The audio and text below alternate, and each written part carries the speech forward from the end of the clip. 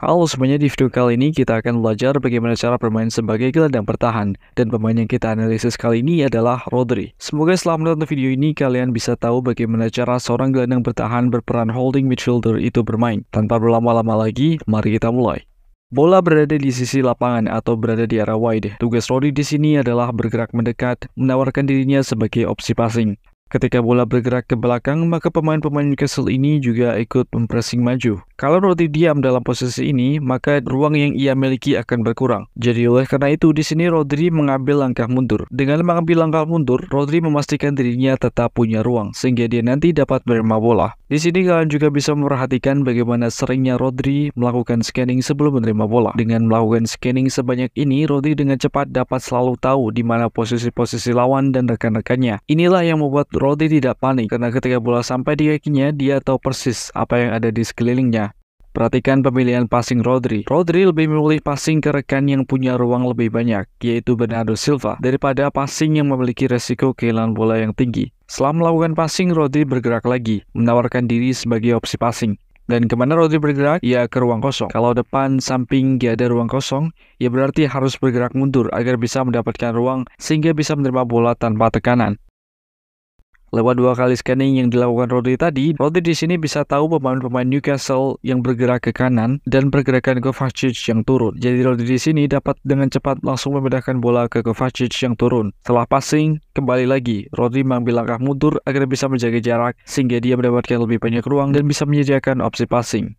Nah, pada situasi ini, Rodri diharapkan dengan 2 opsi passing. Ada Bernardo Silva yang berjarak dekat dan Kyle Walker yang melakukan pergerakan ke belakang garis pertahanan Newcastle. Pertanyaannya, kenapa Rodri di sini memilih Bernardo Silva dibandingkan Walker, yang padahal kalau Walker bisa menerima bola di belakang garis pertahanan Newcastle, dapat berhadapan 1 lawan 1 dengan kiper Newcastle? Jawabannya adalah karena jarak dan resikonya. Jadi semakin jauh jaraknya, semakin beresiko tim nanti akan kehilangan bola. Kemudian berpotensi terkena counter attack atau serangan balik. Serangan balik ini akan menjadi sangat berbahaya, mengingat pemain-pemain City sebagian besar sudah berada di lapangan lawan. Jadi meskipun imbalan long pass ke Walker itu tinggi, tapi ini sangat beresiko. Sedangkan di sini Bernardo ini merupakan opsi passing terbaik. Karena jelas, dia merupakan satu-satunya rekan di posisi terdekat dengan ruang paling banyak dan posisi yang paling menguntungkan. Dan kalau Bernardo kehilangan bola dalam posisi ini, Rodri pun dapat langsung menghentikan serangan balik karena jaraknya dengan Bernardo ini yang berdekatan. Kalau memang rekan yang berada di depan itu tidak benar-benar dalam posisi terbaik, ya lebih baik umpan ke rekan terdekat yang mempunyai ruang terlebih dahulu.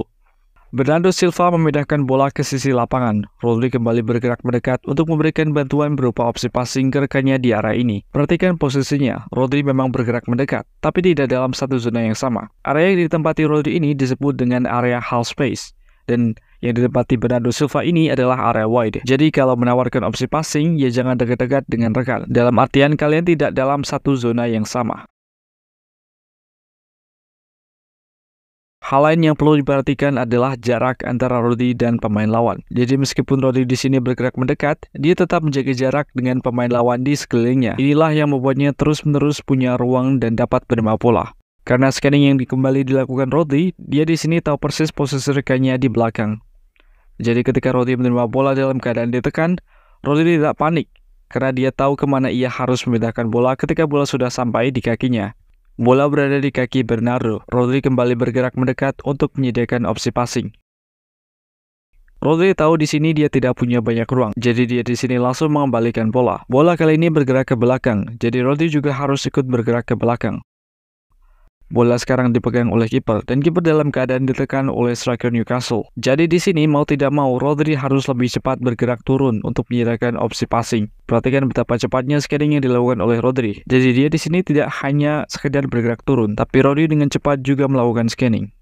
Memang di sini Rodri tidak bisa menerima bola karena dia dalam keadaan diikuti dan dimarking oleh gelandang Newcastle. Begitu juga dengan Kovacic. Nah, jika gelandang-gelandang Newcastle keluar maju, maka jelas akan tercipta ruang di depan lini pertahanan Newcastle. Inilah yang coba dimanfaatkan Doku. Dan di sini mau tidak mau pemain bertahan Newcastle harus melanggar Doku, karena apabila Doku berhasil berbalik badan, Doku langsung berhadapan langsung dengan lini pertahanan Newcastle. Dan situasinya akan menjadi sangat berbahaya bagi Newcastle. Jadi beginilah tugas dari gelandang bertahan berperan holding mid seperti Rodri. Selalu bergerak mendekat ke posisi bola itu berada, menyediakan opsi passing, scanning, kemudian membuat keputusannya cepat ketika dalam kondisi ditekan. Situasi yang sama seperti tadi.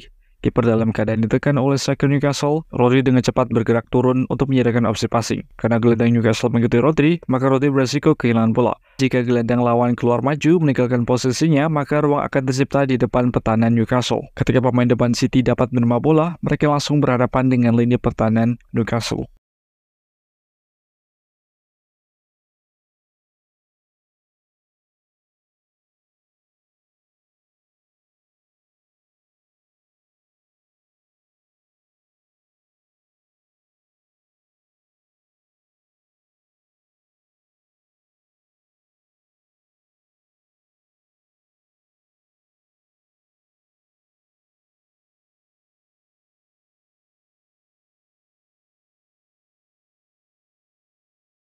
Semoga video ini bermanfaat dan sampai jumpa di video selanjutnya.